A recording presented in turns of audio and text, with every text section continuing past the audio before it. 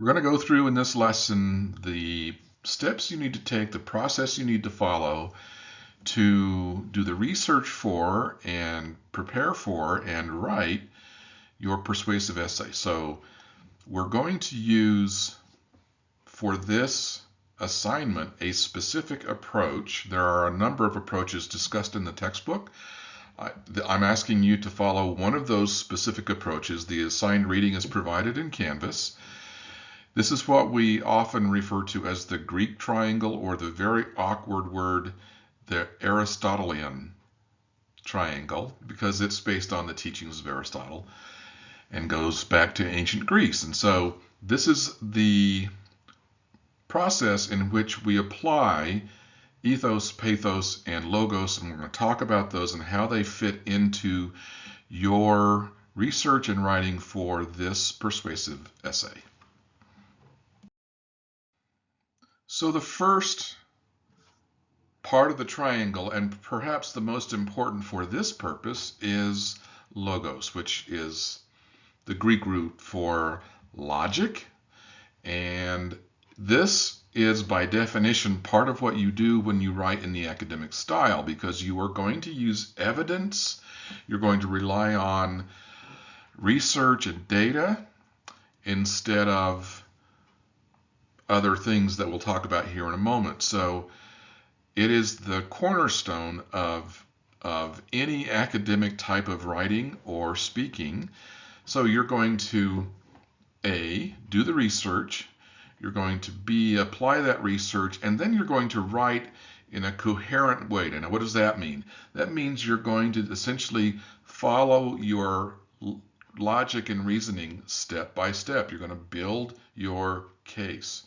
And so you're going to start with a thesis statement, and then that's going to explain the position you're going to take and have some detail to it. And then you're going to go into each of the paragraphs in the body in which you, piece by piece, make your case, lay out your evidence, and then you're going to finish with a strong closing.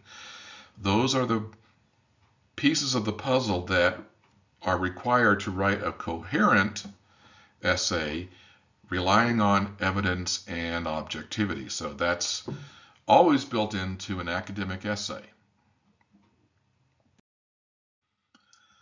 So the part of the triangle we call ethos, which is the Greek root meaning ethics or ethical, is used more often in public speaking than it would be in essay writing, simply because there is a more personal connection when you're speaking to a group and you want to help your group find you credible. The way we do it in essay writing is less about the personal ethics of the writer and more about the process the writer used. In other words, the research the writer used, the approach the writer took, rather than things more personal. So, but part of establishing your trustworthiness with your reader is to ensure that you are using proper research, you're building your case properly, and you are citing your research as you go through the essay. Here's the piece that I really think we often overlook, pathos, which is the empathic or empathetic piece, the personal or passion piece of the triangle. And I think that it is often very useful to include anecdotes or stories, not just, fairy tales, but stories that help explain the point that you're making. And there are various ways to do this, which I address in other lessons in class, but I think using storytelling, touching on emotion in some fashion can be very useful. You've got to be careful, because if you go too far, you're now exceeding the boundaries of academic work. But it is possible to inject humanity and storytelling and a bit of passion into your writing to give it some flair and increase interest for the reader without going overboard and breaking the academic rules. So if you haven't yet watched it, or if you don't recall it, I do a lesson in which I talk about Scheherazade and how that storytelling, going back to the Arabian Nights, is an example of how we can apply storytelling even in our academic work. And I think it's something that you want to consider as you are writing and researching this essay. I talked about this when I discussed coherence in a prior slide and how you build your case. That's being coherent in the structure. You want to use a building block approach where you make a claim, where you're making a very strong, well-researched and well-reasoned assertion. That's your claim. You're providing the evidence to support your claim, and then you are providing some analysis to help your reader understand how you got there, what the steps were that you took. And so writing an essay of this type is more than just plunking down a bunch of facts and then assuming that your reader's going to get it. You want to take the reader with you. You want to build your case using the language, connecting your paragraphs, supporting your claims as you go along, and then you conclude it with a strong finish, which we're going to talk about here in a moment.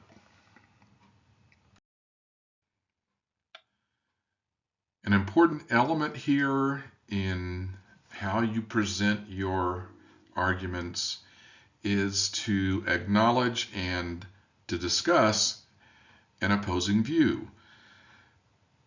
What you don't want to do is pick a weak opposing view and then knock it down. That's called a straw man argument, and that's not helpful. Find a legitimate opposing view that one could legitimately argue, acknowledge that it's out there, and then refute it. Explain why you don't agree with it. Use the tools we've already talked about, research and coherence, and you may want to include a story or whatever it is that you want to do to introduce that opposing view and then refute it solidly, because you want to anticipate, in this case, what a reader might be thinking, but what about this, and address it and then refute it. The last paragraph or couple of paragraphs in your essay is your conclusion, and it's more than just a summary of what you've already said. So you do want to remind your reader of your key points. And if you've laid them out in a coherent, thoughtful way, summarizing them will just kind of put them all together in a way that is a reminder to your reader. Then it's helpful to suggest a call to action. What do you want your reader to do with this? It's not required, but I think it helps solidify the idea that, hey, this is a thing that I'm trying to convince you to not only believe, but to do something with. And so including a call to action can be very powerful in helping make that point.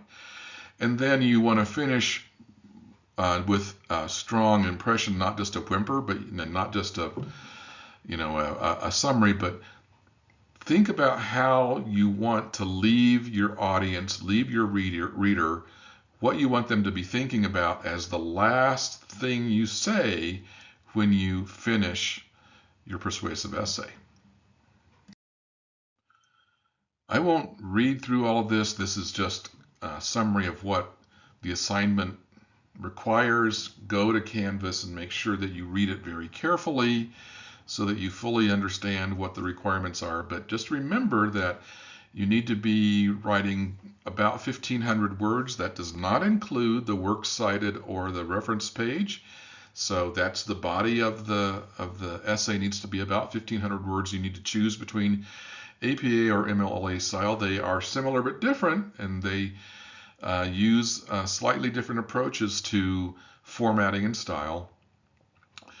You need to include at least 5 references, 3 of which need to be scholarly, and this often confuses people. At this point in the class, you should have it pretty well understood, but watch my lessons on how to evaluate sources. There are credible sources and there are scholarly sources.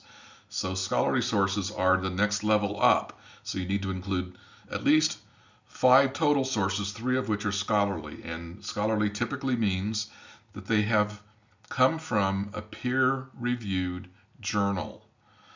If they don't come from a peer-reviewed journal, the odds are 90% that they're not a scholarly source. So make sure that you have at least 3 of those from that kind of a source. And then here is the list of other things that I'm going to be looking for that are required in this assignment that I've already discussed here. Writing coherently, strong thesis statement, strong conclusion. So spend some time, really understand the assignment, and then begin doing your initial research after you've decided on the topic that you want to take. Make sure that you're doing a persuasive approach to this and not informative, so you're going to go beyond telling your reader about something to persuading them to either take certain action or believe a certain thing that is the foundation of your essay.